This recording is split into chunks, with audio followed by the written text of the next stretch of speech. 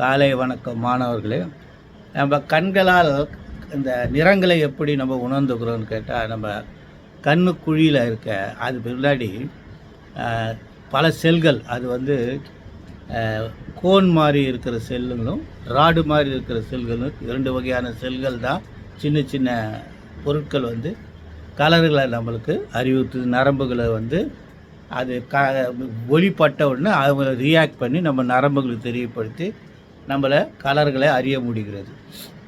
இதில் வந்து இந்த ராடு போல் சின்ன சின்ன ராடு போல் இருக்கிறது, கம்பி சின்ன சின்ன துண்டுகள், அது வந்து நமக்கு ஒயிட் அண்ட் பிளாக் கலரில் உணர்த்துது.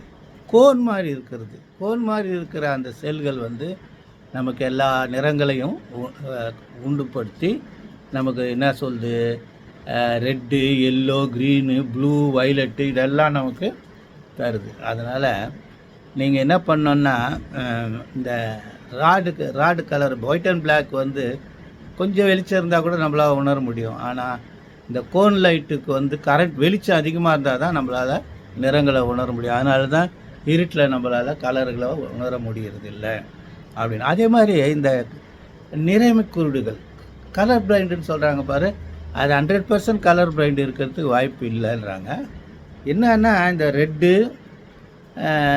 க்ரீனு, ப்ரௌன் இதனுடைய வித்தியாசங்களை கண்டுபிடிக்க முடியாத சில நேரங்களில் கண் பார்வை செயல் எழுந்துச்சுன்னா அதுதான் கலர் பிளைண்ட்னஸ்ஸு அப்படின்னு சொல்ல வருது.